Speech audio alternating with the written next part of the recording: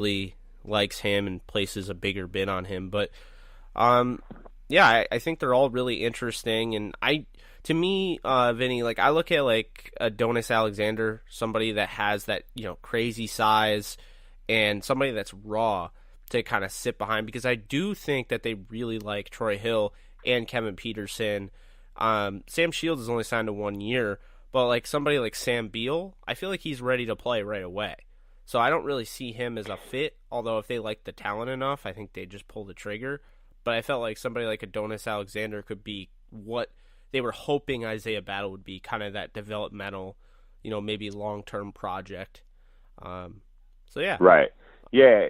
Yeah. And the one danger in that is like, because you are giving up a draft pick in that situation, you want to make sure that he's going to be able to, whoever it is going to be able to come in here and basically probably be on your 54, because then, you risk losing that pick by trying to sneak him through, waivers to bring him back onto your practice squad, and then he's vulnerable to any team anyway at that point. So if they wanted to add him to their 54-man roster, so it would have to be somebody that they were pretty sure is going to stick on the roster on the 54 roster. Otherwise, again, you risk losing a pick. Yeah, without a doubt. I think it's just something that Rams fans should be aware of. I'm not saying it's going to happen, but I definitely absolutely. I would like the idea of it. I really would. And I mean, I don't think you can be too careful in this day and age, with this league. I mean, I'm sure, when the Texans signed, and I mean, we're kind of going back with the whole Donald thing. When the Texans signed J.J. Watt, he was the best defensive player in the NFL, and it wasn't really an argument.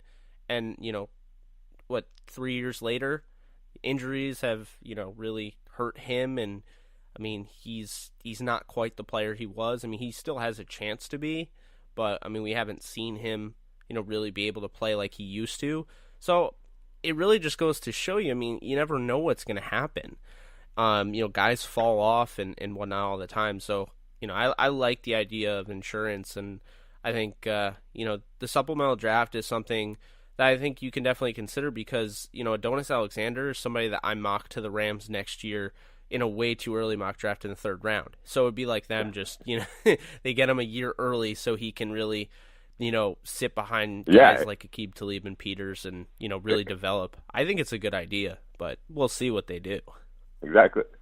And as you were laying that out, the first part of what you said, bringing up J.J. Watt, I could have sworn you were Les Snead talking to Aaron Donald and his agent, talking about how things change and in 3 years. So do you really want to play this thing out that far to try to get what you want out in the open market? Or do you want to take the, $20 million a year that we're offering right now, probably a little bit more, and what, $75 million in guarantees? Which way do you want to go right there? So, which I'm sure is pretty much what they're telling him.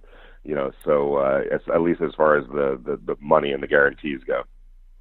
Yeah, without a doubt. Now, we talked about the defense a lot, and I don't want to keep you all day. But is there anybody that, on this offense that you're really, looking forward to seeing, develop? Is it like, for instance, like people are talking about, Gerald Everett.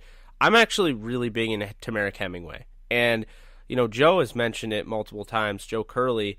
Sean doesn't just mention two tight ends anymore. Like, he mentions Hemingway when he's talking about the tight end group.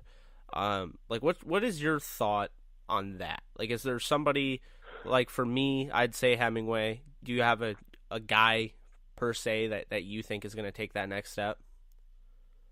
Well, we should add, it's really three tight ends, because he's also been really high on Tyler Higbee. Sean has mentioned Tyler in terms of, his continuation from toward the end of last year, where he started to take it up a little bit of a notch. But yeah, I agree on Hemingway and Gerald.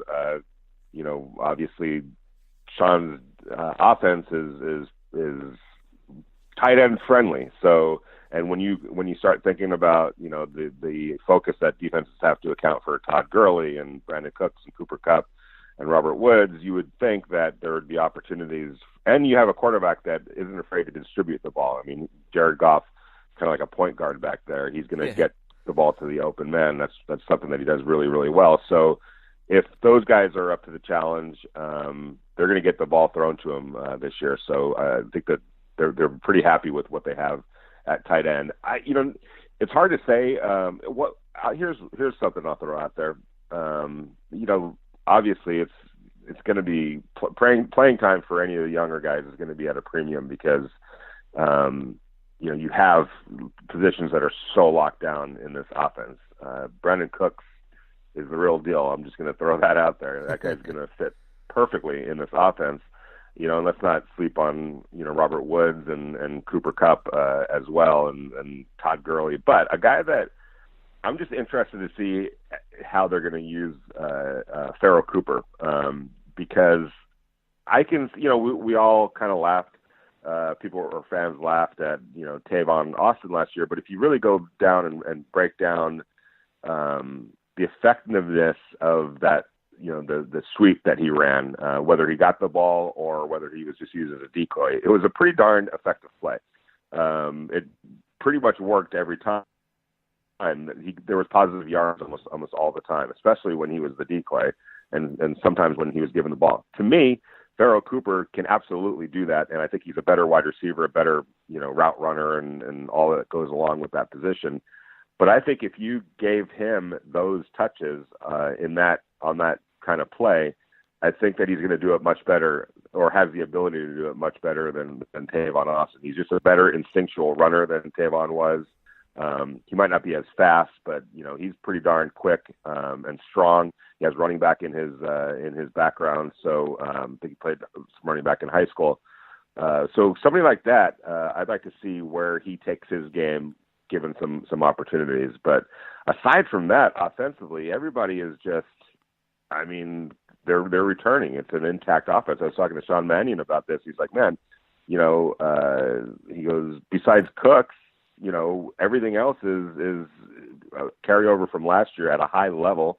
And even Brandon, what Sean was saying, is smart as a whip. He's already picked up the offense, and that's not going to be a concern. So he's just going to step right in. This offense is just ready to roll, and you can see the new wrinkles that they're putting in there. They're like, there's layers now to this offense that they're adding, because they're not starting from scratch.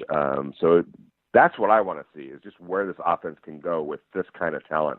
And I truly believe that Brandon Cooks is a much better fit than Sammy Watkins was. And nothing against Sammy Watkins, but I just look at Brandon Cooks coming from the offenses that he did. You're talking about from New Orleans to New England. Those are two of the more sophisticated offenses in the NFL. And now he comes to a sophisticated offense with the Rams, and I don't think that's gonna intimidate him whatsoever. I think he's gonna flourish at that high level kind of schemes and creativity. Whereas I'm not so sure Sammy was able to get it, as quickly as everyone wanted him to. But I think Brandon will, and I think he's a perfect addition to this offense. All of that, I really I resonate with all of that, really. You mentioned Pharoh Cooper as somebody that could replace that Tavon Austin role. That, I still think to this day, I'm the same thing with you. I think those jet sweeps, those trick plays, I think you do have to have a guy like that in today's league.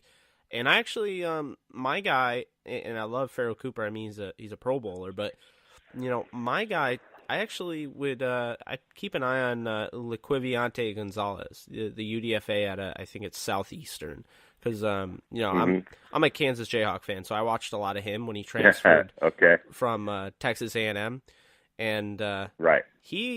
They really used him all over the field in that way. I really wonder if the Rams are looking for the best route runner of the bunch. I think it's Steven Mitchell out of the UDFAs. If they're looking for the biggest big play guy, I think it's Ricky Giun. That guy that can really box out defenders, and he's. He comes from Georgia Tech, and Georgia Tech guys are always big, and they're great at run blocking and everything. So I know McVay will like that.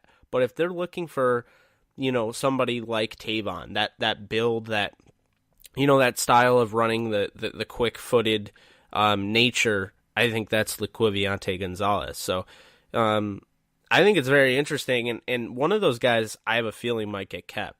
I mean, I kind of lean towards the idea. I feel like they'll keep Steven Mitchell, but I definitely can't rule out Gonzalez, just his ability as somebody like Tavon Austin to be a game breaker and, really thrive in, run after the catch situations. So it's a guy to keep in mind.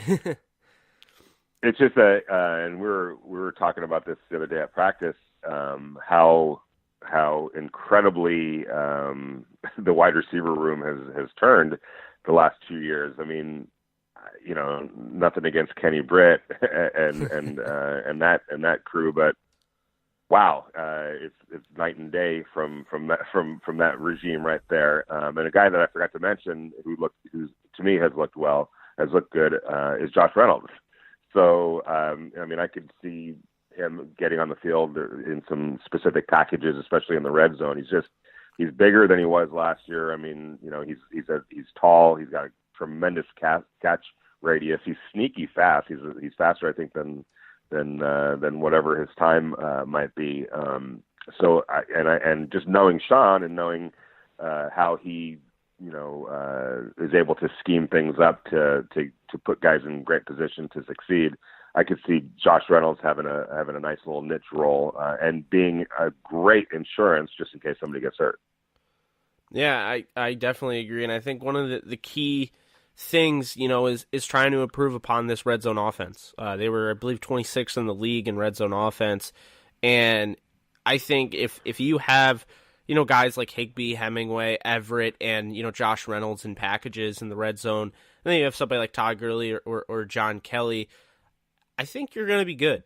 I think they're going to fix that, and like you said, I'm really excited to see this offense really flourish. And one of the biggest things I think is the Rams now have depth on the offensive line. Now it's unproven depth, don't get me wrong, but just the idea that they add a guy like Joe Noteboom, who I watched in person at the Senior Bowl, who's very athletic, and I think he's going to be a bookend left tackle when Whitworth, retires. They get a guy like Jamil Demby from Maine, another guy that just flourished at the Senior Bowl and was just throwing people around.